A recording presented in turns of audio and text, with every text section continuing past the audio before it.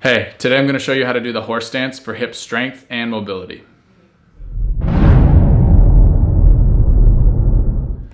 Hey, I'm Trevor from Upright Health. The horse stance is a great exercise to help strengthen and mobilize the hips. So one reason we really like it is it helps to balance the hip. So maybe you've done a lot of external rotation work like clamshells and abduction work like side-lying leg lifts, but you've never quite been able to connect it to a standing position, which most of human movement is standing.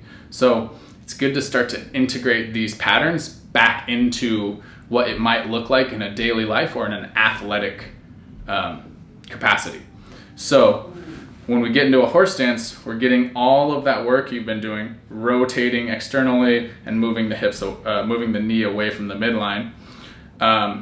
The other thing we get to do here is actually balance the hip. So we're creating all that rotation, but now the adductors, the other side of the leg, the inner thigh, has to stabilize all this. We see a lot of people come in with pain in their hips who have done tons of external rotation work, abduction work, but the reason why they're in pain is because the other side isn't strong enough to actually balance the hip out.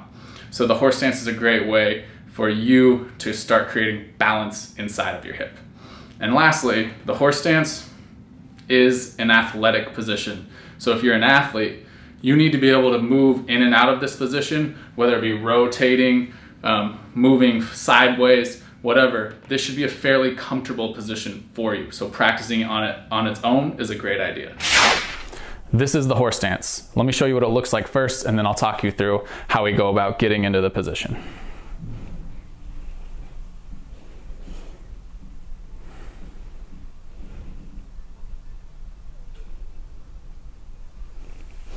Okay, so here's the key points to the horse stance. We're gonna take a stance that's about double shoulder width apart. You're gonna need to figure out on your own exactly the width, but that's a general guideline to follow, okay? Make sure the feet face forward. This is important. The feet face forward and the arch is always established. So you never wanna see the arch collapsing inwards, always a nice and lifted arch, okay? So we'll stand about double shoulder width apart. Now from this beginning, what I want you to think about is creating rotation inside the hip joint. So I'm actively trying to make my knees point outwards, okay? Next, I'm going to start to descend. Now I want you to notice that my spine stays nice and long. I'm engaged in the core, so I'm not arching my back. And my torso is always gonna stay as upright as possible. An ideal horse stance is actually perfectly upright in the torso. So let me show you from the side what that looks like. So double shoulder width, feet face forward. I create rotation inside my hip joints by pointing my knees outwards, and then I start to descend. Notice I'm not arching the back or tipping forward. I'm trying to stay as upright as possible. In a good horse stance, the hips actually end up directly above the feet, not behind the feet. Okay? So, those are the key points to the horse stance. The next is just figuring out how deep you can go. So, finding that rotation and sitting.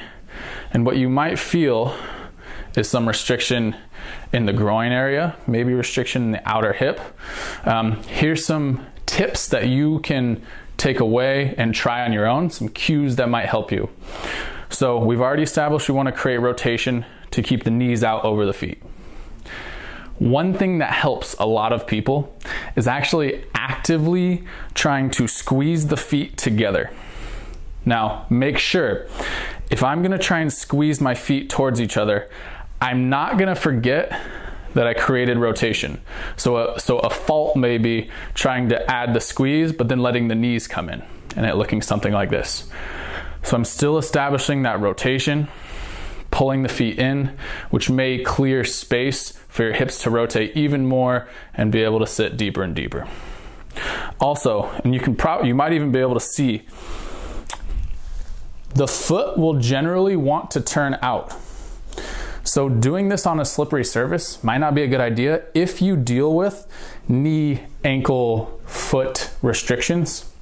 One of the reasons I really like the horse stance is it allows you to work on hip mobility and strength in combination with knee mobility and strength and ankle mobility and strength. So what this involves is if I'm pointing my knee outwards but my foot is still facing forwards, I'm actually causing the tibia to rotate inwards, called tibial internal rotation. Many people are restricted in that. So it's generally helpful to work on it in this position. And then, of course, the ankle needs to be able to dorsiflex, so allow the knee to come forward so that your hips can shoot straight down to the ground.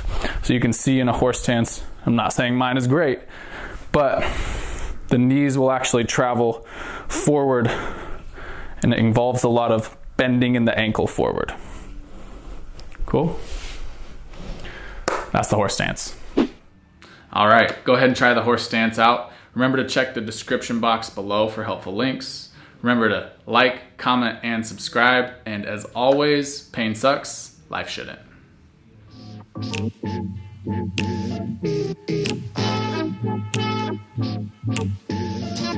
Every time. Hey, today, hey.